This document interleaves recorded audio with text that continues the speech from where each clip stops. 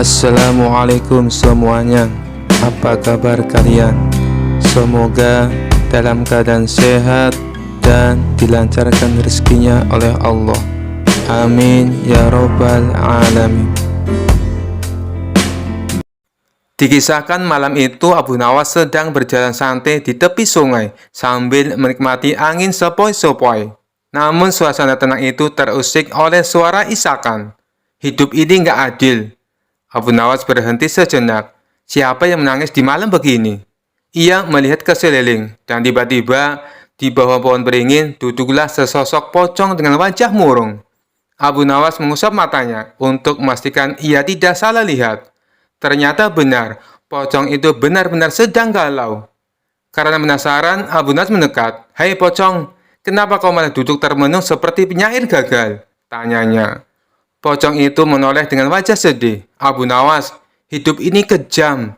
Abu Nawas menggaruk kepalanya. "Hidup? Kau kan sudah mati." Pocong itu mendesah. "Itulah masalahnya." "Masalah apa?" Pocong itu menunduk. "Aku mati sebelum sempat pacaran." Abu Nawas nyaris tersedak suara. "Hah?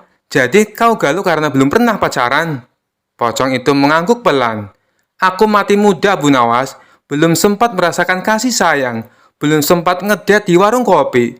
Belum pernah nonton pertunjukan sambil pegangan tangan." Abu Nawas tidak tahan lagi. Ia langsung tertawa terbahak-bahak sampai berguling-guling.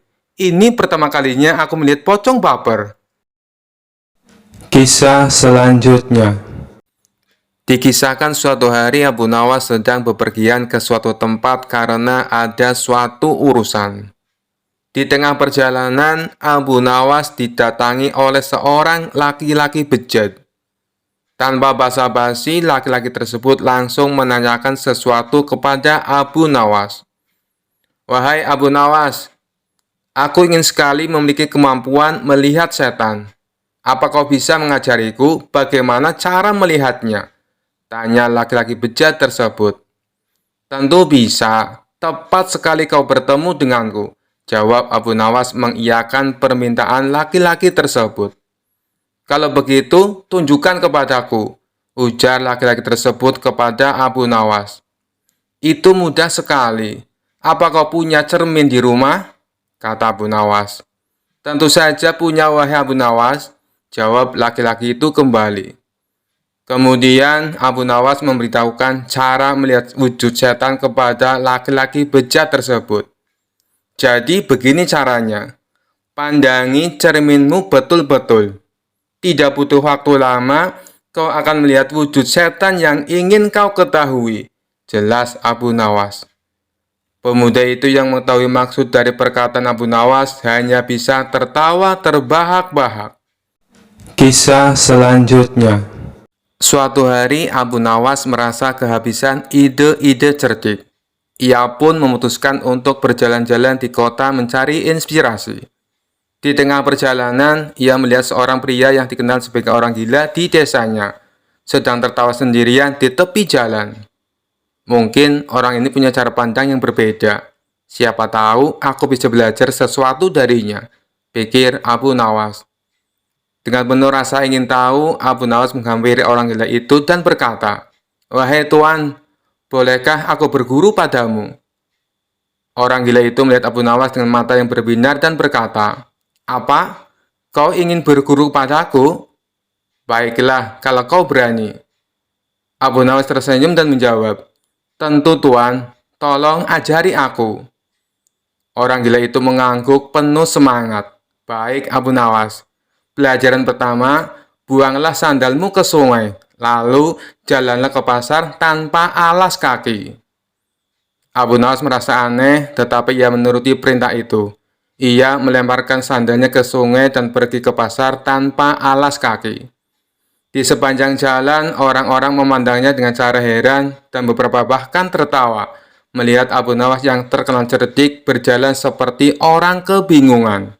Setelah ia kembali, orang gila itu tertawa terbahak-bahak. Bagaimana rasanya menjadi bahan tertawaan orang Abu Nawas? Abu Nawas tersenyum. "Rasanya memang aneh, tapi aku jadi paham bahwa kadang-kadang kita tidak boleh terlalu peduli pada pendapat orang lain." Orang gila itu mengangguk. Tepat. Sekarang pelajaran kedua. Kau harus pergi ke rumah makan paling mahal di kota. Dan pesanlah makanan termewah. Tapi bayarnya dengan daun kering. Abu Nawas tertawa kecil, tapi ia tetap mengikuti perintah itu. Ia masuk ke rumah makan, memesan makanan enak. Dan ketika saatnya membayar, ia mengeluarkan segenggam daun kering dari sakunya. Pemilik rumah makan tentu saja marah besar. Hei, kau pikir ini kebun raya? Daun itu bukan uang. Abu Nawas dengan tenang menjawab, oh, ini hanya pelajaran dari seorang guru. Kadang kita harus melihat betapa absurdnya dunia ini. Ketika kembali ke orang gila, Abu Nawas tertawa sambil berkata, Tuan, aku sekarang mengerti. Kadang hidup tak perlu selalu serius. Dan kita tak perlu terlalu memikirkan tata aturan yang kaku. Dunia ini penuh aturan aneh. Tapi tak semuanya harus kita pedulikan. Orang gila itu tersenyum lebar. Kau benar, Abu Nawas. Hidup adalah lelucon yang harus kita nikmati, bukan rumus yang harus kita selesaikan.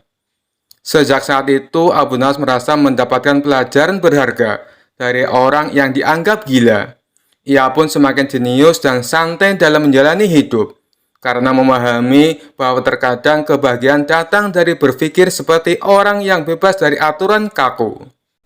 Kisah selanjutnya. Rumah Abu Nawas konon pernah didatangi Abu Jahil yang terkenal pelit. Ia lalu menjelaskan tujuan kedatangannya. Dia ingin meminjam 100 dinar. Tentu saja Abu Nawas terkejut mendengarnya. Dari mana saya mendapatkan uang sebanyak itu? Kata Abu Nawas. Tolonglah Abu Nawas, aku yakin kamu pasti ada. Pinjami aku selama sebulan. Pinta Abu Jahil merengek.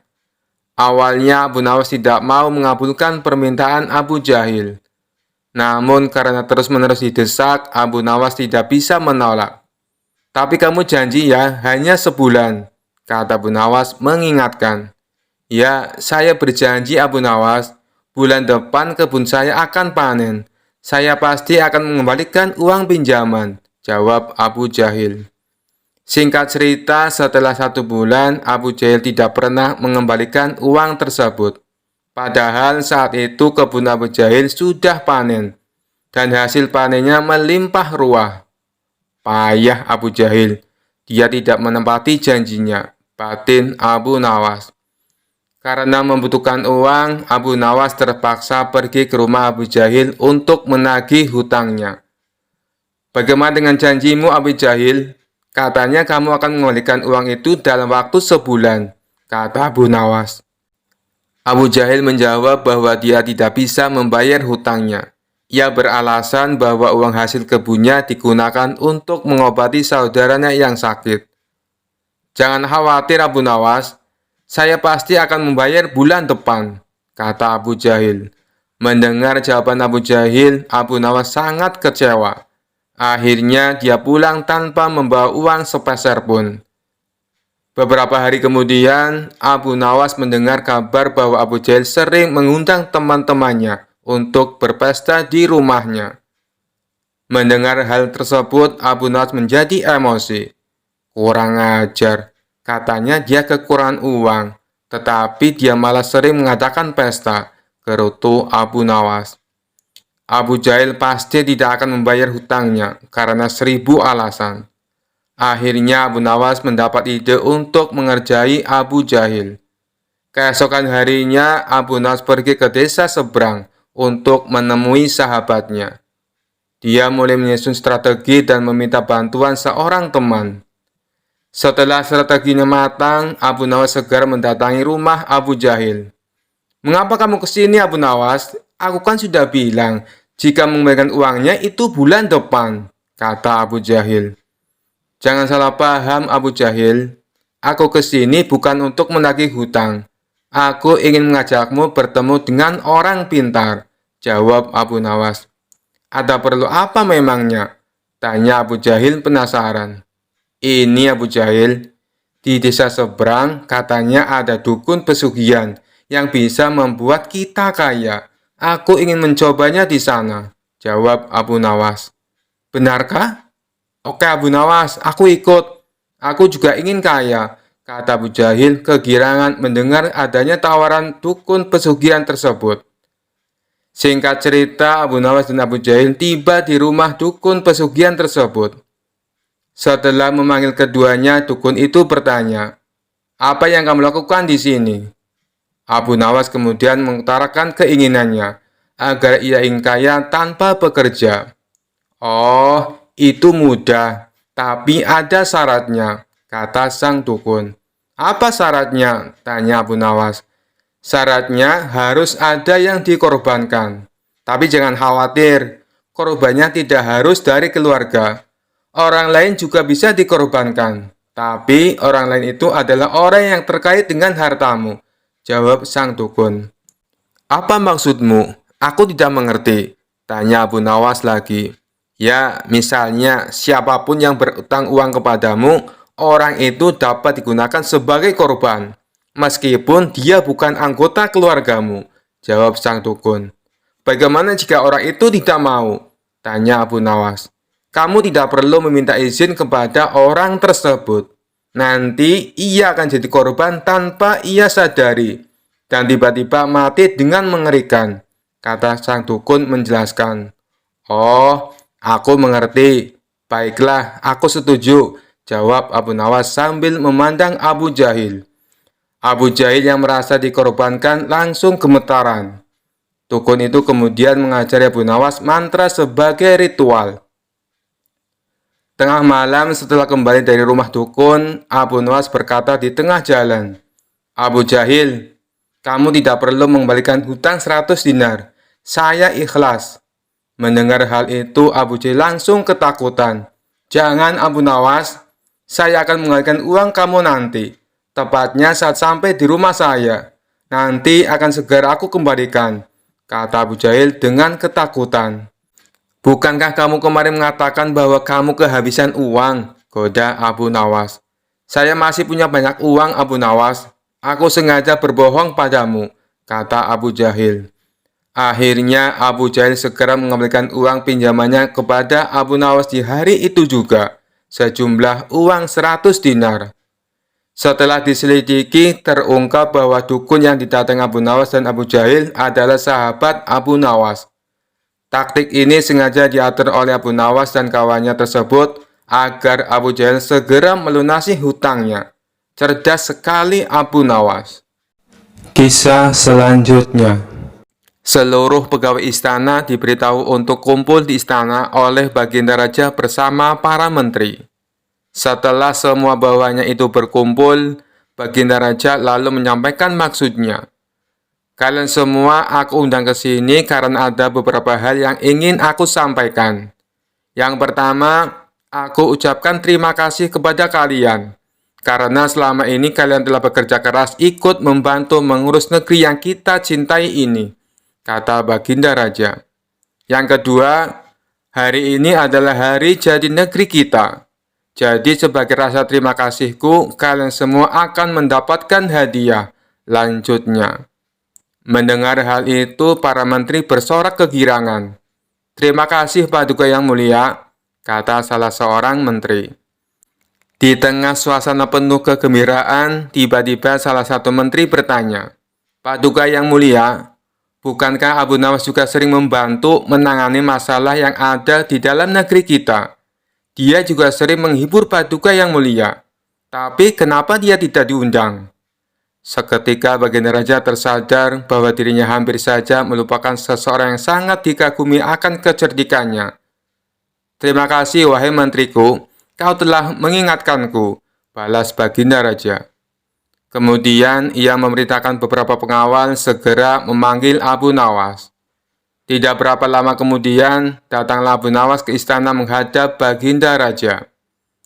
Sesaat Abu Nawas sempat terkejut, karena ia melihat tidak seperti biasanya.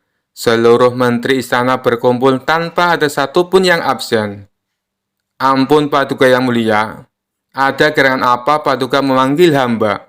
Sepertinya ada masalah yang serius," tanya Abu Nawas. "Tidak ada masalah apa-apa Abu Nawas. Justru ini adalah hari yang penuh kebahagiaan," balas Baginda Raja. Alhamdulillah kalau begitu. Tapi ada tujuan apa hamba dan semua menteri istana diperintah menghadap Paduka? Tanya Abu Nawas lagi. Baginda Raja lalu memberitahu akan memberikan hadiah kepada semua menteri, termasuk Abu Nawas. Hadiah yang akan dibagikan tersebut sebagai wujud terima kasih kepada orang-orang yang telah berjasa, ikut andil mengurus negeri dan rakyat. Kemudian Baginda Raja mengajak Abu Nawas dan semua menteri memasuki ruangan besar yang penuh perhiasan emas. Saat ini kuhadirkan kepada kalian sebuah kebebasan, sampai waktu yang telah aku tentukan. Silakan peganglah apa yang besar yang ada di dalam ruangan ini, dan apa yang berhasil kalian pegang akan menjadi milik kalian, teriak Baginda Raja. Spontan para menteri berhamburan mencari sesuatu yang disenangi. Masing-masing berebut menyentuh perhiasan paling besar agar bisa menjadi miliknya. Sedangkan Abu Nawas sendiri hanya terdiam. Ia sama sekali tidak ikut memperebutkan hadiah. Abu Nawas tetap berdiri di samping Baginda Raja. Melihat hal itu, Baginda Raja menjadi heran. "Hai Abu Nawas, kenapa diam saja? Kau tidak butuh hadiah emas?" tanya Baginda Raja. Ditanya seperti itu, Abu Nawas justru cengengesan sambil terus menatap Baginda Raja. Tanpa diduga dari belakang, Abu Nawas memeluk Baginda Raja sangat erat. "Hai Abu Nawas, apa-apaan ini? Apa yang kau lakukan?" teriak Baginda Raja kesakitan. Baginda Raja berusaha berontak, namun Abu Nawas makin erat memeluknya, hingga tidak berdaya melakukan sesuatu. "Abu Nawas, kau sudah gila ya? Lepaskan aku!" teriak Baginda Raja lagi. Kali ini Baginda Raja berontak sekuat tenaga. Akhirnya Abu Nawas terpental jatuh. Ketika Abu Nawas hendak berdiri dan beranjak, Baginda Raja mengumumkan bahwa waktu yang ditentukan telah habis. Dari seluruh menteri terlihat masing-masing memegang beberapa perhiasan emas yang berhasil didapatkan. "Emas yang ada di tangan kalian sepenuhnya adalah milik kalian. Silakan dibawa pulang," kata Baginda Raja. Maka satu persatu menteri mohon diri pamit pulang. Begitu juga dengan Abu Nawas. Ia mohon pamit kepada Baginda Raja. "Tunggu Abu Nawas, jangan pulang dulu. Aku masih ada urusan dengan kau," ucap Baginda Raja. Baginda Raja lalu menanyakan kepada Abu Nawas perihal tingkah anehnya yang tiba-tiba memeluk dirinya.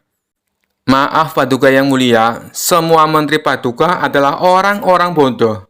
Mereka lebih memilih beberapa harta Paduka. Padahal jika mereka memilih Paduka, niscaya mereka akan memiliki semua harta itu," ucap Abu Nawas. "Aku melihat semua harta Paduka sangat aku sukai, hingga rasanya sayang sekali jika aku hanya memilih salah satunya. Maka aku memeluk Paduka yang mulia, agar Paduka menjadi milikku, dan aku bisa memiliki semuanya," imbuhnya menjelaskan. "Maksudmu bagaimana Abu Nawas?" tanya Baginda Raja kebingungan. "Begini Paduka yang mulia, kebanyakan manusia bodoh di dunia ini lebih memilih harta dunia ketimbang pemilik sejatinya, yaitu Allah Subhanahu wa Ta'ala. Banyak manusia berlomba-lomba hanya untuk mendapatkan sebagian kecilnya saja. Padahal kalau dia mau memilih dan memiliki Allah, niscaya bukan hanya semua yang ada di muka bumi ini yang akan menjadi miliknya, melainkan Allah pun akan menjadi miliknya. Jika Allah telah menjadi miliknya, semua akan ia dapatkan. Itulah alasannya kenapa hamba memeluk Paduka. Dengan begitu, hamba telah memiliki Paduka. Jadi semua yang Paduka miliki kini menjadi milikku juga, termasuk istana dan harta seisinya," papar Abu Nawas sambil cengengesan. "Kamu memang cerdik Abu Nawas," puji Baginda Raja. Maka sebagai hadiahnya, Baginda Raja mempersilakan Abu Nawas untuk memilih sendiri. Ia mempersilakan Abu Nawas mengambil hadiah sebanyak yang dia inginkan. Akhirnya, tanpa bersusah payah, Abu Nawas bisa mendapatkan hadiah emas yang lebih banyak daripada menteri-menteri istana. Kisah selanjutnya. Suatu hari, Abu Nawas sedang berjalan-jalan di pasar. Seperti biasa, dia disapa oleh banyak orang yang kagum dengan kecerdasannya. Namun hari itu, seorang pria bisu datang mendekat dan mulai menggerak-gerakkan tangan dan wajahnya dengan ekspresi marah, seolah-olah mengajak Abu Nawas untuk berdebat. Abu Nawas yang terkenal cerdik dan humoris segera menyadari tantangan unik ini. Dia tidak bisa mengabaikan ajakan berdebat tersebut, meskipun lawannya tidak bisa berbicara. Maka dia pun berusaha menanggapi dengan isyarat dan gerakan. Pria bisu itu mengacungkan satu jari ke arah Abu Nawas. Abu Nawas berpikir sejenak, lalu mengacungkan dua jari sebagai balasan. Orang-orang di sekitar mulai berkumpul penasaran dengan apa yang sedang terjadi. Pria bisu itu kemudian mengacungkan tiga jari, dan Abu Nawas dengan tenang mengangkat kepalan tangannya. Orang-orang mulai tertawa, tetapi mereka masih tidak mengerti apa yang sedang mereka bicarakan. Pria bisu itu kemudian membuat gerakan melingkar dengan tangannya, seolah-olah menggambarkan dunia. Abu Nawas menjawab dengan menunjuk ke tanah. Pria bisu itu menggelengkan kepala dengan keras, lalu menunjuk ke langit. Abu Nawas tersenyum dan mengangguk. Setelah beberapa menit, pria bisu itu tampak bingung. Kemudian dia mengangguk dan pergi. Orang-orang di sekitar bertepuk tangan dan tertawa, terhibur oleh pertunjukan yang baru saja mereka saksikan. Seorang teman Abu Nawas yang penasaran bertanya, "Abu Nawas, apa sebenarnya yang kalian bicarakan tadi? Itu terlihat seperti perdebatan yang sangat serius." Abu Nawas tertawa dan menjelaskan, "Awalnya, dia mengacungkan satu jari. Artinya, dunia ini hanya ada satu Tuhan. Saya menjawab dengan dua jari. Artinya, Tuhan menciptakan dua alam, dunia dan akhirat.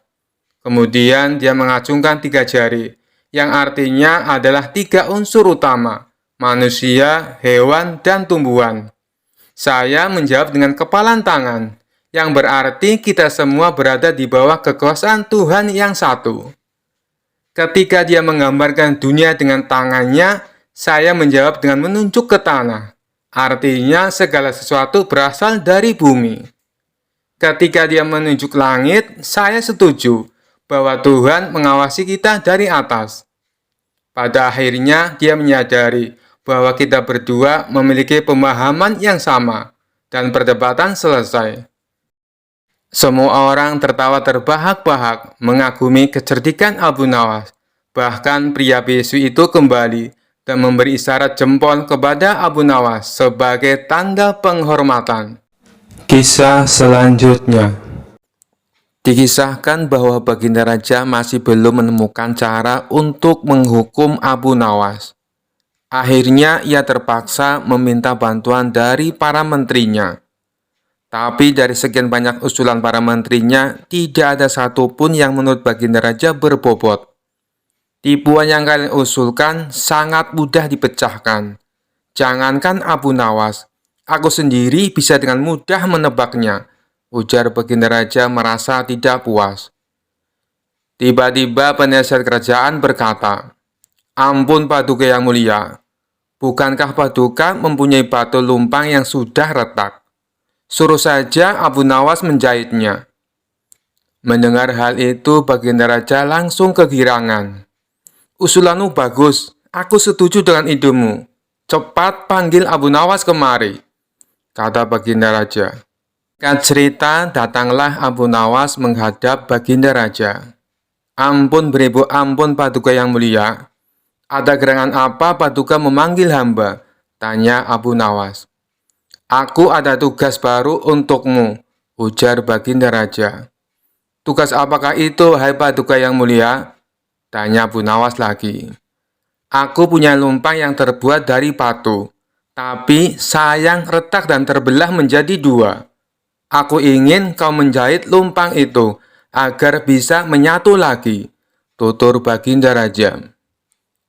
Tubuh Abu Nawas mendadak berkeringat mendengar perintah tersebut. Wajahnya langsung berubah menjadi pucat. "Jebakan apa lagi ini? Mana ada batu bisa dijahit?" gerutu Abu Nawas dalam hati. Abu Nawas, kenapa kau malah bengong? Aku kasih waktu sehari. Kalau tidak bisa, maka akan mendapat hukuman. Kertak Baginda Raja. Sekarang kau pulang dan bawa lumpang batu yang retak ini. Perintah Baginda Raja. Setelah itu Abu Nawas pamit kembali pulang. Setibanya di rumah, dia langsung pergi mengumpulkan batu-batu kecil yang serupa dengan lumpang batu tersebut. Keesokan harinya, Abu Nawas pergi menuju istana dengan membawa batu-batu kecil dan lumpang batu milik Baginda Raja. Setelah sampai di istana, Baginda Raja langsung bertanya kepada Abu Nawas. "Hei Abu Nawas, apakah lumpang batunya sudah dijahit?" Tanya Baginda Raja. "Ampun Paduka yang mulia, hamba sudah mengumpulkan batu-batu kecil yang sama persis jenisnya dengan lumpang batu milik Paduka. Dan hamba minta tolong kepada Paduka untuk memilihkan serat dari batu-batu kecil yang hamba kumpulkan. Setelah itu hamba akan jahit batu lumpang milik Paduka," jawab Abu Nawas. "Apa-apaan kau ini? Siapa juga yang dapat membuat batu sekecil itu menjadi benang?" Tanya Baginda Raja. "Ampun beribu ampun Paduka yang mulia. Tapi lumpang batu milik Paduka tidak bisa bila dijahit pakai benang biasa. Lumpang batu itu harus dijahit dengan benang yang terbuat dari batu," ujar Abu Nawas. Mendengar penjelasan Abu Nawas, Baginda Raja pun tak bisa berbuat apa-apa. "Kau memang cerdik Abu Nawas," ungkap Baginda Raja dalam hati. Dengan terpaksa, Baginda Raja kembali membebaskan Abu Nawas. Sosok humoris itu pun lolos dari hukuman, meskipun tidak bisa menyelesaikan tugas mustahil yang diberikan oleh Baginda Raja. Kisah selanjutnya. Dikisahkan suatu malam, Baginda Raja Harun al-Rasyid bermimpi dalam tidurnya bertemu seorang lelaki tua. Lelaki itu berpesan kepada Baginda Raja, jika negeri yang dipimpinnya akan dilanda musibah hebat. Oleh karena itu, agar dapat menghindari bencana tersebut, ia harus mengusir seorang penduduk negerinya yang bernama Abu Nawas. Keesokan harinya setelah terbangun, Baginda Raja mulai gelisah. Sang Raja galau karena teringat mimpi yang dialaminya semalam. Raja kemudian memerintahkan kepada pesuruhnya untuk menghadirkan Abu Nawas ke istana. Abu Nawas pun akhirnya berada di istana. Baginda Raja kemudian berkata kepada Abu Nawas, "Hai Abu Nawas, semalam aku bermimpi. Mimpi tersebut sangat aneh. Dan aku merasakan jika mimpi itu adalah suatu pertanda buruk bagi negeriku. Dalam mimpiku, aku bertemu seorang laki-laki tua yang memakai pakaian serba putih. Ia mengatakan kepadaku, jika negeri ini akan ditimpa bencana yang sangat besar. Agar musibah itu tidak terjadi, ia berpesan agar aku mengusir seorang rakyatku dari negeri ini yang bernama Abu Nawas. Lelaki tua itu juga mengatakan, jika Abu Nawas itu ingin kembali, maka hendaklah dia tidak berpijak di atas bumi atau menghindari tunggangan apapun.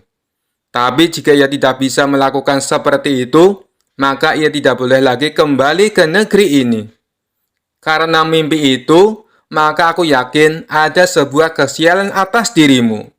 Sehingga aku memutuskan untuk mengusirmu dari negeri ini," kata Baginda Raja. Setelah mendengar perintah Baginda Raja atas pengusiran dirinya, perasaan Abu Nawas berkecamuk dan galau. Abu Nawas kemudian meninggalkan istana dan kembali ke rumah. Ia menceritakan kepada istrinya tentang apa yang telah dititahkan Raja kepadanya. Istrinya pun merasa sangat sedih mendengar cerita Abu Nawas. Abu Nawas kemudian langsung pergi meninggalkan keluarganya dengan membawa bekal seadanya. Ketika dalam perjalanan, ia terus memohon kepada Allah agar diberi petunjuk. Abu Nawas terus memutar otaknya agar dapat keluar dari masalah itu. Abu Nawas terus berjalan tanpa tujuan hingga sampai di sebuah negeri. Selama beberapa hari di negeri itu, ia terus berpikir bagaimana cara ia kembali ke negeri Baghdad tanpa melanggar apa yang dipesankan raja kepadanya. yaitu tidak boleh menginjak bumi dan tidak boleh mengendari tunggangan apapun. Bukan Abu Nawas namanya jika ia memiliki keputusasaan dan kebuntuan dalam berpikir. Abu Nawas tidak berputus asa atas segala masalah yang telah menimpanya. Meskipun alasannya membuat ia diusir sama sekali tidak masuk akal. Ia menerimanya dengan ikhlas, selalu berdoa kepada Allah dan berpikir untuk bisa keluar dari setiap masalah yang menimpanya. Singkat cerita, pada suatu hari ia merasakan rindu yang begitu berat kepada keluarganya. Sayangnya, ia belum menemukan cara untuk kembali. Hingga pada suatu hari, tiba-tiba dia menemukan sebuah cara yang sangat masuk akal dan tidak membuatnya melanggar perintah sang raja. Setelah ia menemukan cara tersebut, Abu Nawas segera mempersiapkan segala sesuatu dan bersiap untuk kembali ke kampung halamannya di Baghdad. Akhirnya, kabar kembalinya Abu Nawas mulai viral dan tersebar hingga ke telinga Baginda Raja. Kepulangan Abu Nawas disambut gembira oleh beberapa warga karena kecintaan mereka kepada Abu Nawas. Baginda Raja pun ikut senang, akan tetapi kali ini dalam suasana yang berbeda. Jika rakyat merasa senang karena mereka menyukai Abu Nawas, Baginda Raja senang karena kali ini ia dapat leluasa memberi hukuman kepada Abu Nawas.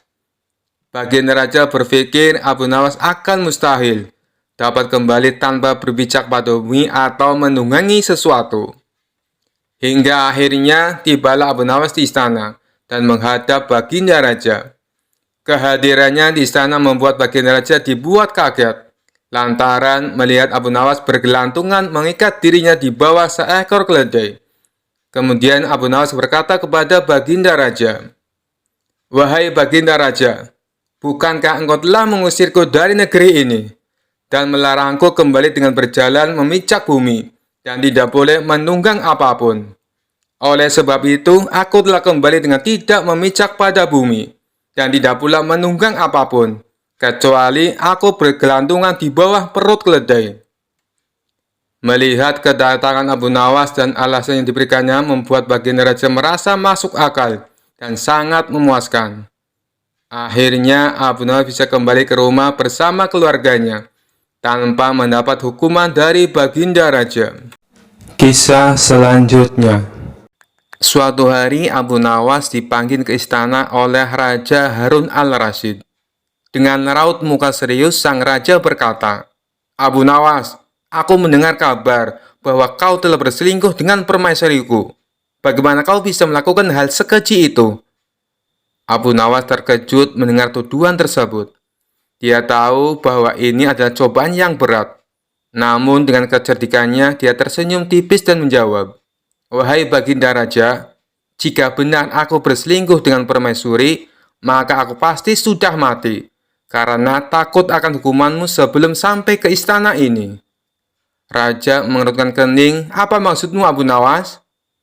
Dengan penuh percaya diri, Abu Nawas menjawab, "Baginda, permaisurimu adalah wanita yang sangat cantik dan mempesona. Jika aku bahkan berani berpikir untuk mendekatinya, aku pasti sudah tersambar petir. Karena Tuhan pun tak akan membiarkan aku bertindak seperti itu. Tapi lihatlah aku masih berdiri tegak di sini. Itu tanda bahwa aku tak bersalah." Raja mulai tertawa kecil, namun masih mencoba menahan amarahnya. Alasanmu cukup pintar, tapi aku masih belum sepenuhnya yakin." Abu Nawas lalu mendekati raja dengan wajah serius. "Baginda, izinkan aku memberikan tantangan. Jika aku benar berselingkuh, suruhlah burung beo peliharaan istana untuk mengatakan kebenarannya. Burung itu selalu tahu semua kejadian di istana." Raja tertawa terbahak-bahak mendengar ide konyol itu. Namun karena penasaran, dia pun setuju. "Baiklah, kita akan bertanya pada burung beo." Mereka pun pergi ke kandang burung beo. Sang raja bertanya, "Burung beo, katakanlah, apakah Abu Nawas berselingkuh dengan permaisuriku?" Burung beo hanya menatap raja dengan mata bulatnya, dan tiba-tiba berkata, "Tidak, tidak, tidak." Raja tak dapat menahan tawanya lagi. Dia pun berkata, "Abu Nawas, kau benar-benar pintar. Burung ini pun tahu bahwa kau tak bersalah." Dengan wajah lega, Abu Nawas berkata, "Terima kasih, Baginda. Lain kali, jika ada tuduhan yang aneh-aneh lagi, tanyakan saja pada burung beo." Sambil tertawa, Raja membebaskan Abu Nawas dari semua tuduhan. Meski begitu, Abu Nawas berjanji untuk lebih berhati-hati di sekitar istana, terutama agar tak ada lagi burung beo yang harus ikut campur dalam urusan cinta. Kisah selanjutnya. Di sebuah desa ada seorang dukun yang terkenal sangat sakti. Konon katanya dia bisa memanggil hujan, membuat orang hilang, dan bahkan berbicara dengan jin. Namanya Mbah Guntur. Suatu hari kabar tentang kesaktian Mbah Guntur sampai ke telinga Abu Nawas. Teman-teman Abu Nawas mendorongnya untuk menantang Mbah Guntur. Mereka berkata, "Abu Nawas, kau kan cerdik. Cobalah adu ilmu dengan Mbah Guntur. Siapa tahu kau bisa menang." Abu Nawas yang suka tantangan langsung menerima usulan itu. Dengan penuh percaya diri, dia pergi ke rumah Mbah Guntur. Abu Nawas berkata, "Assalamualaikum Mbah Guntur. Saya dengar Mbah sangat sakti. Saya ingin melihat kehebatan ilmu Mbah. Bagaimana kalau kita adu ilmu?" Mbah Guntur yang merasa terhina oleh tantangan itu mengelus jenggot putihnya. "Baik Abu Nawas, kita adu ilmu. Jika kau kalah, kau harus mengakui aku yang paling sakti di desa ini." Abu Nawas tersenyum. "Setuju Mbah, tapi kalau saya menang, Mbah harus berhenti menjadi dukun." Mbah Guntur menyetujui tantangan itu, dan mereka pun sepakat untuk memulai adu ilmu. Babak pertama, ilmu terbang. Mbah Guntur berdiri dengan penuh keyakinan. Ia membaca mantranya, dan tiba-tiba tubuhnya terangkat ke udara. Orang-orang yang menonton bersorak kagum. "Wah, hebat sekali Mbah Guntur, bisa terbang." Abu Nawas mengamati dengan tenang. Setelah Mbah Guntur mendarat, Abu Nawas tersenyum. Dia melangkah ke depan dan berkata, "Mbah, lihat aku bisa terbang lebih tinggi." Dengan percaya diri, Abu Nawas naik ke pohon besar di dekatnya, memanjat sampai ke puncak. Dari atas pohon, dia berteriak, "Lihat aku, lebih tinggi dari Mbah." Orang-orang tertawa terbahak-bahak melihat kelicikan Abu Nawas. Mbah Guntur tersenyum kecut, tapi dia tidak pernah menyerah. Babak kedua, menghilangkan orang. Mbah Guntur lalu menantang Abu Nawas lagi. "Sekarang, lihat aku akan membuat orang hilang." Ia memanggil salah satu penduduk desa, membaca mantranya, dan dalam sekejap orang itu hilang dari pandangan. Orang-orang tercengang, tak ada yang tahu kemana orang itu pergi. Abu Nawas terdiam sejenak. Lalu dengan cepat dia berdiri dan berkata, "Wah, hebat sekali Mbah. Tapi aku bisa membuat lebih banyak orang hilang." Abu Nawas lalu berdiri di tengah kerumunan dan berteriak, "Orang-orang, pulanglah ke rumah masing-masing, sekarang juga." Dalam beberapa menit, semua orang di tempat itu pergi. Abu Nawas tersenyum dan berkata, "Lihat Mbah, aku telah membuat seluruh desa hilang." Mbah Guntur semakin bingung melihat kelicikan Abu Nawas. Namun, ia masih punya satu ilmu pamungkas. Babak ketiga, berbicara dengan jin. Mbah Guntur kemudian berkata, "Sekarang, aku akan menunjukkan ilmu tertinggi. Aku bisa berbicara dengan jin." Ia mulai membaca mantranya lagi, dan tiba-tiba terdengar suara gemuruh dari dalam tanah. "Ini suara jin pelindungku," kata Mbah Guntur sambil bangga. Abu Nawas mengangguk dengan tenang. Ia menempuk-nempuk tanah sambil berbisik, "Hei jin, bantu aku sedikit ya." Tentu saja tidak ada yang terjadi. Tapi kemudian Abu Nawas berteriak, "Jin, jika kamu benar-benar ada, tolong bawa Mbah Guntur ke pasar dan beli sebakul sayur." Orang-orang tertawa terbahak-bahak mendengar permintaan aneh Abu Nawas. Bahkan Mbah Guntur mulai tertawa, karena ia sadar bahwa Abu Nawas telah mempermainkannya. Abu Nawas lalu berkata, "Mbah, Tidak usah susah-susah bicara dengan jin. Kalau butuh sayur, tinggal pergi ke pasar sendiri. Mbah Guntur tak bisa menahan tawanya lagi. Ia mengakui kekalahan dan berkata, Abu Nawas, kau memang bukan orang biasa. Ilmumu bukan ilmu sihir, tapi ilmu kelicikan yang tak terkalahkan. Dengan itu Mbah Guntur berhenti jadi dukun. Sementara Abu Nawas kembali ke rumahnya dengan hati puas, berhasil memenangkan adu ilmu tanpa menggunakan sihir sama sekali. Kisah selanjutnya. Suatu hari di istana, raja sedang merasa bosan dan ingin mencari hiburan. Ia memutuskan untuk menguji kecerdikan Abu Nawas sekali lagi. Raja memanggil Abu Nawas ke hadapannya. Abu Nawas, aku ingin melihat apakah kamu bisa mengatasi tantangan baru yang akan kuberikan padamu, kata baginda raja.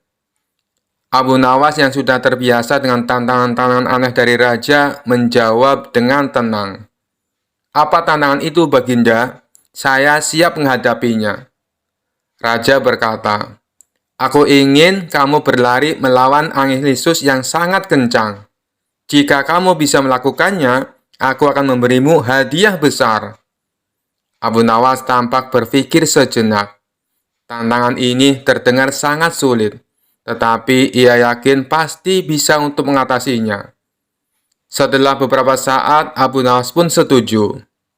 Baiklah baginda, saya akan melakukannya, kata Abu Nawas dengan percaya diri. Raja membawa Abu Nawas ke sebuah lapangan terbuka di pinggiran kota, di mana angin lisus sering berhembus dengan kencang. Di sana, raja dan para penasihat istana menunggu dengan antusias. Saat angin lisus mulai berhembus, Abu Nawas berdiri di garis start. Angin bertiup begitu kencang, hingga hampir tidak mungkin untuk berjalan, apalagi berlari. Tapi Abu Nawas tetap tenang dan mulai bersiap. Mulai, teriak raja dengan semangat. Abu Nawas pun mulai berlari. Tetapi bukannya melawan angin lisus, ia berlari ke arah yang sebaliknya, mengikuti arah angin. Orang-orang yang menonton pun terkejut dan mulai tertawa. Berpikir Abu Nawas telah menyerah pada tantangan. Raja bingung dan bertanya, Abu Nawas, kenapa kau lari ke arah yang salah? Bukankah aku memintamu untuk melawan angin lisus? Abu Nawas sambil terus berlari dengan cepat karena didorong oleh angin lisus menjawab dengan teriakan, Baginda, saya memang berlari melawan angin lisus, tetapi dengan cara saya sendiri. Saya akan mengalahkan angin ini dengan kecerdikan, bukan dengan kekuatan. Setelah berlari cukup jauh, Abu Nawas berbalik arah dan mulai berlari kembali ke arah raja. Tetapi kali ini dengan tenaga yang lebih sedikit, karena ia telah memanfaatkan dorongan angin lisus. Semua orang terkesima melihat kecepatan dan kecerdikan Abu Nawas. Ketika akhirnya Abu Nawas sampai kembali di hadapan raja, ia berkata, lihatlah baginda, saya berhasil mengatasi tantangan ini dengan cara yang tidak biasa. Saya memanfaatkan angin lisus untuk berlari lebih cepat dan mengalahkannya dengan kecerdikan. Kisah selanjutnya. Dikisahkan pada suatu hari, seorang pedagang kaya raya dari negeri tetangga datang menemui Abu Nawas. Ia mendengar kabar bahwa Abu Nawas adalah seorang yang sangat cerdas, sekaligus seorang muslim yang taat. Pedagang itu merasa penasaran apakah Abu Nawas benar-benar sekuat itu memegang keyakinannya. Pedagang itu membawa sebuah koper besar yang berisi emas dan uang. Ia berkata kepada Abu Nawas dengan nada yang sangat meyakinkan, Abu Nawas, aku akan memberikan koper emas ini lengkap dengan seluruh uang di dalamnya. Jika engkau mau meninggalkan agamamu dan mengikuti keyakinanku. Abu Nawas menggaruk-garuk kepalanya seolah-olah sedang berpikir keras. Ia lalu memandangi koper besar itu dengan tatapan yang sangat serius. Koper ini berat sekali. Apa benar isinya emas dan uang? Benar sekali, kata pedagang itu. Semua ini untukmu, asal kau mau berpindah keyakinan. Abu Nawas meminta izin untuk memeriksa koper tersebut. Pedagang kaya itu setuju. Abu Nawas membuka koper tersebut dan melihat emas yang berkeliaran serta uang yang melimpah di dalamnya. Ia tersenyum kecil. "Kau yakin hanya ini syaratnya?" tanya Abu Nawas. "Ya, hanya itu. Mudah bukan?" jawab pedagang kaya itu dengan penuh keyakinan. Abu Nawas tampak berpikir keras. Ia mengelus jenggotnya lalu berkata, "Baiklah, kalau begitu aku setuju. Tapi ada satu syarat dariku." "Apa itu?" tanya pedagang kaya itu dengan penuh harap. Abu Nawas menjawab dengan tenang, "Aku ingin kau menjadi saksi bahwa aku pindah keyakinan dengan sepenuh hati. Tapi sebelumnya, mari kita sholat bersama, agar aku bisa berpamitan kepada Tuhanku untuk terakhir kalinya." Pedagang itu bingung. "Sholat? Mengapa kau perlu sholat? Bukankah kau akan meninggalkan Tuhanmu?" "Ya, tapi aku ingin berpamitan dengan baik. Ini soal sopan santun, kawan. Apalagi Tuhan adalah pemilik segalanya, bahkan emas yang ada di koper ini. Kau tidak ingin aku terlihat tidak sopan, bukan?" Pedagang itu yang tidak tahu harus berkata apa, akhirnya setuju. Abu Nawas pun memimpin sholat. Setelah sholat selesai, Abu Nawas bangkit dengan wajah ceria. "Aku sudah pamit kepada Tuhanku. Tapi kau tahu apa yang terjadi?" "Apa?" tanya pedagang itu. "Tuhanku mengatakan, 'Abu Nawas, apakah kau ingin menukarku dengan koper yang isinya ciptaanku? Kalau begitu, biarkan aku ambil kembali koper itu, karena semua yang ada di dunia ini adalah milikku. Jadi, aku pikir aku lebih baik tetap bersama Tuhan yang memiliki segalanya daripada bersama koper ini.'" Pedagang itu tertegun lalu berkata, "Kau memang cerdas, Abu Nawas. Aku menyerah." Abu Nawas tertawa kecil dan mengembalikan koper tersebut. "Bawa koper ini kembali, kawan. Tapi ingat, iman tak bisa dibeli dengan emas atau uang, apalagi dengan koper." Pedagang itu pergi dengan wajah malu, sementara Abu Nawas kembali ke rumahnya sambil tertawa puas. Kisah selanjutnya. Dikisahkan suatu hari, Abu Nawas dan sahabatnya Abu Jahil mendapat undangan pesta pernikahan dari seorang saudagar kaya di kota. Sebelum berangkat, mereka berdebat soal angpau yang akan dibawa. "Abu Jahil, kau bawa angpau berapa?" tanya Abu Nawas. Abu Jahil menggaruk kepala. "Aduh, Abu Nawas, aku sedang bokek. Uangku tinggal sedikit. Buat makan minggu ini saja sudah pas-pasan." Abu Nawas mengangguk. "Aku juga sama, Abu Jahil. Lalu, apa kita tidak usah bawa angpau saja?" Mereka berpikir keras, hingga akhirnya Abu Nawas mendapat ide licik. "Begini saja, Abu Jahil.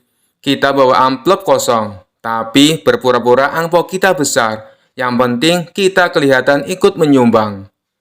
Abu Jahil setuju. Mereka pun berangkat dengan amplop kosong yang diselipkan di saku. Sesampainya di pesta, mereka langsung menuju meja penerima tamu.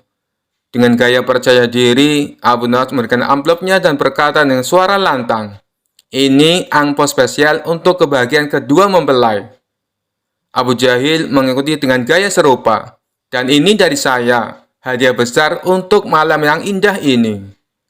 Para penerima tamu mengangguk sambil tersenyum, tidak curiga sedikit pun. Abu Nawas dan Abu Jahil pun merasa aman dan puas. Mereka langsung menuju prasmanan dan menikmati makanan lezat tanpa rasa bersalah. Namun, saat sedang asik makan, tiba-tiba pembawa acara mengumumkan, "Hadirin sekalian, untuk menghargai tamu spesial kita, saudagar akan membuka 3 amplop pertama yang diterima, untuk ditunjukkan sebagai tanda terima kasih." Wajah Abu Nawas dan Abu Jahil langsung pucat pasi. Pembawa acara melanjutkan, "Baik, mari kita buka amplop pertama." Dan ternyata dari Abu Nawas. Seluruh tamu bertepuk tangan, sementara Abu Nawas hanya bisa tersenyum kaku, berharap amplopnya tidak ketahuan kosong. Pembawa acara membuka amplop itu, lalu terdiam sejenak. Oh, tampaknya amplop ini kosong. Semua tamu mulai berbisik-bisik, sementara Abu Jahil sudah keringat dingin. Sebelum tamu-tamu menyadari, Abu Nawas segera melangkah maju dengan percaya diri. "Maafkan saya, amplop kosong itu ada sebuah pesan bermakna. Itu ada simbol doa tulus kami yang tak bisa diukur dengan uang." Para tamu malah tertawa kagum. menganggap Abu Nawas sangat bijak dan kreatif. Mendengar penjelasan Abu Nawas, pembawa acara tersenyum dan mengangguk. "Baik, terima kasih Abu Nawas atas simbolnya yang unik," ujar pembawa acara. Namun saat giliran amplop Abu Jahal dibuka dan kosong juga, semua tamu tertawa lagi. Abu Jahal dengan canggung ikut beralasan, "Saya juga ikut mendoakan dengan tulus dan tak terukur." Seisi ruangan pun gemuruh dengan tawa. Dari hari itu, kisah amplop kosong berisi doa tulus menjadi cerita yang terkenal di seluruh kota. Dan Abu Nawas serta Abu Jahal berhasil lolos tanpa bayar sepeser pun. Kisah selanjutnya. Dikisahkan di suatu kota ada seorang pendeta muda yang terkenal sombong. Ia selalu merasa dirinya paling pandai dan suka mempermalukan orang di depan umum. Suatu hari, ia mendengar tentang Abu Nawas, seorang yang terkenal cerdik dan penuh akal. Pendeta muda itu berpikir, "Aku harus memperlukan Abu Nawas di depan semua orang, supaya orang-orang tahu aku lebih pintar." Ia lalu mengatur rencana licik. Pendeta muda mengundang Abu Nawas ke gereja dengan alasan ingin berdiskusi soal ilmu pengetahuan. Karena Abu Nawas dikenal tidak pernah menolak tantangan, ia pun datang ke gereja dengan senyuman. Begitu Abu Nawas masuk, pendeta muda itu berdiri di depan banyak jemaat dan berkata dengan suara lantang, "Abu Nawas, kau adalah tamu di sini, dan sebagai tamu kau harus menjawab 3 pertanyaanku. Jika kau tidak bisa menjawab, maka aku akan menyuruhmu keluar dengan rasa malu." Abu Nawas tetap tenang dan tersenyum. "Baiklah, tanyakan apa saja. Tapi jika aku bisa menjawab, kau harus menyiapkan makan malam yang enak untukku." Pendeta muda setuju dengan penuh rasa percaya diri. Pertanyaan yang pertama, apa yang paling dekat dengan kita di dunia ini? Abu Nawas menjawab tanpa ragu, "Kematian, sebab tak ada yang tahu kapan ia akan datang, dan ia selalu mengikuti kita kemanapun kita pergi." Pendeta muda terdiam, tak menyangka Abu Nawas bisa menjawab dengan begitu cepat dan bijak. Pertanyaan yang kedua, apa yang paling berat di dunia ini? Abu Nawas tersenyum dan berkata, "Menahan nafsu dan amarah. Banyak orang kuat mengangkat beban berat, tapi sedikit yang mampu menahan dirinya sendiri." Para jemaat mengangguk setuju mendengar jawaban Abu Nawas. Sementara pendeta muda mulai terlihat gugup. Pertanyaan yang ketiga, apa yang paling ringan di dunia ini? Abu Nawas dengan tenang menjawab, "Meninggalkan ibadah dan kebaikan. Banyak orang dengan mudah meninggalkannya hanya karena alasan sepele." Pemuda muda terdiam, ia tahu bahwa semua jawaban Abu Nawas benar dan sangat bijaksana. Para jemaat pun mulai berbisik-bisik memuji kecerdasan Abu Nawas. Karena merasa dipermalukan di depan umum, pendeta muda mencoba trik terakhirnya. "Baiklah, kau menjawab semua pertanyaan dengan baik. Tapi sebelum aku menyiapkan makan malam untukmu, aku ingin melihat apakah kau benar-benar cerdik. Bisakah kau menghilang dari tempat ini tanpa berjalan keluar lewat pintu?" Abu Nawas tersenyum lebar dan berkata, "Tentu saja." Ia lalu duduk tenang, memejamkan mata dan berkata, "Sekarang aku sudah tidak ada di sini, karena jiwaku sudah melayang jauh ke negeri lain. Yang tinggal hanya tubuhku, jadi aku sudah hilang."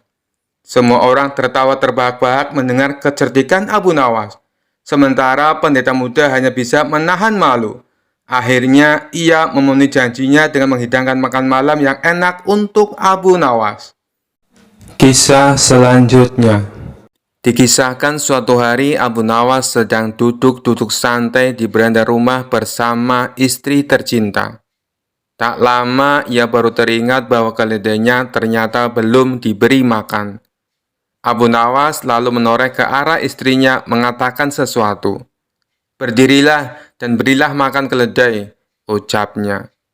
Dikarenakan sudah capek seharian mengerjakan pekerjaan rumah, sang istri pun menolaknya. "Kamu saja yang berdiri dan berilah makan keledai," balas istrinya. Abu Nawas yang tengah malas tetap bersikukuh tidak mau memberi makan keledainya. Akibat tidak ada yang mau mengalah, pertengkaran dan adu mulut pun akhirnya terjadi. Setelah lelah bertengkar, dibuatlah kesepakatan. Siapa yang pertama berbicara harus memberi makan keledai tersebut.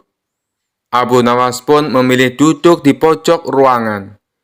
Hingga beberapa jam berlalu, ia masih juga tidak ada suara. Abu Nawas betul-betul tidak bergerak maupun berbicara. Melihat kelakuan suaminya itu, istrinya pun menjadi marah dan meninggalkan Abu Nawas. Sang istri pergi ke rumah tetangga dan menceritakan kelakuan suaminya. "Suamimu kan memang keras kepala, lebih baik kamu saja yang mengalah," kata tetangganya menasihati. Setelah waktu menjelang malam, sang istri tidak pulang. Dia membiarkan Abu Nawas seorang diri di rumah. Tidak berapa lama ada seorang pencuri yang masuk ke rumah Abu Nawas. Ketika masuk rumah Abu Nawas sangat sepi, tidak ada suara, membuat si pencuri yakin bahwa tidak ada siapapun di rumah itu. Namun sang pencuri sempat terkejut, karena waktu melihat ke arah pojok ruangan ada sosok Abu Nawas yang duduk terdiam sambil terus melotot ke arah si pencuri. Si pencuri pun menjadi ketakutan. Ia langsung bersimpuh di depan Abu Nawas untuk memohon ampun. Tapi Abu Nawas tidak memberi reaksi apapun. Dia tetap duduk terdiam dengan mata melotot. Melihat hal itu, si pencuri merasakan ada keanehan pada diri Abu Nawas. Si pencuri lalu menepuk-nepuk bahu Abu Nawas, namun masih tetap terdiam dan tidak bergerak. Jangan-jangan orang ini menderita kelumpuhan dan bisu, pikir si pencuri. Pencuri itu pun melanjutkan aksinya. Ia segera mengumpulkan barang-barang berharga yang ada di rumah Abu Nawas. Sampai pada akhirnya si pencuri mengambil sorban di atas kepala Abu Nawas untuk mengetes apakah dia dapat berbicara atau tidak. Ternyata Abu Nawas masih juga tidak bergerak. Ia betul-betul diam 1000 bahasa, seperti orang yang baru dikutuk menjadi batu. Diuntungkan dengan kondisi demikian, si pencuri juga mengambil sorban Abu Nawas, serta mengambil semua barang berharga. Si pencuri lantas kabur dengan membawa barang curiannya.